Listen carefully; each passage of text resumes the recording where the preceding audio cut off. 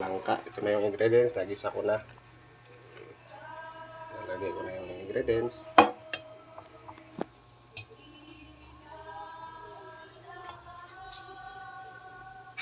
Ayan yung ulutuin ko, langka na gata.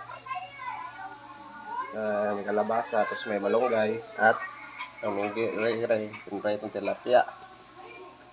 Ayan. Nagisa ko na itong, ayan mga Ricardo, nalagay ko na itong pangalawang gata. Op. Ayan, nakapoy na po siya. Galing yan, ang lalaki ng langka, oh. Ayan. Meron pa, kahit pa paano, yung tanim ng nanay ko, napapaynabangan namin yan.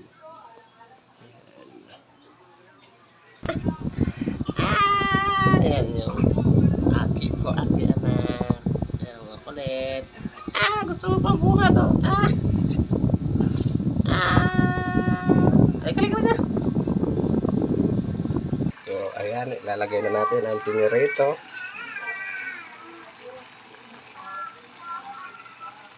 Rinse natin.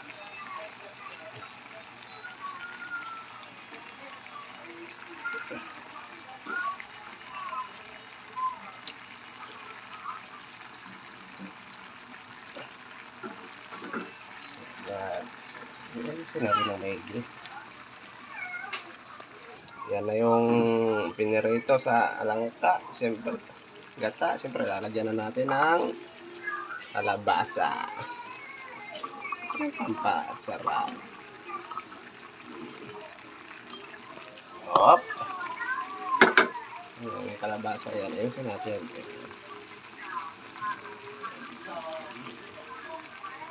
Ang malunggay.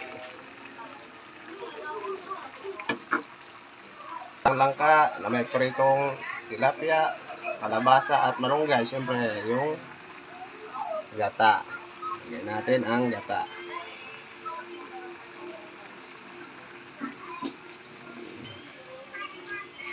Siyempre, kailangan masarap yung ulam namin.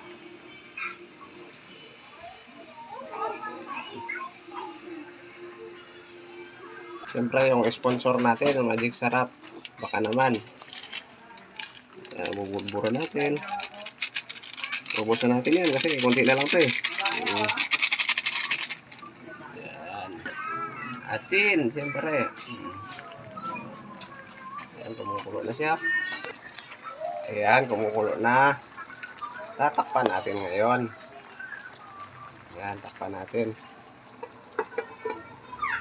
Ayan na, kumukulo na yung ginataang langka na may kalabasa, malunggay at pritong tilapia.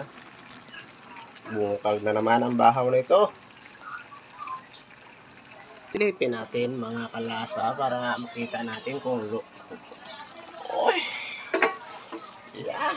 Yeah, mata. Oh, grabe, sarap naman ito.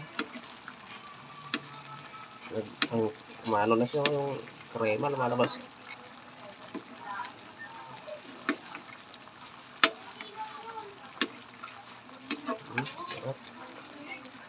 Ayan, luto na guys. Grabe. Kita nyo naman, oh. Huwag nang patagalin. Kumain na tayo. O, paano? Hanggang dito lang muna, Rasa-rasa. At, biyahe kita tayo may sa daanan.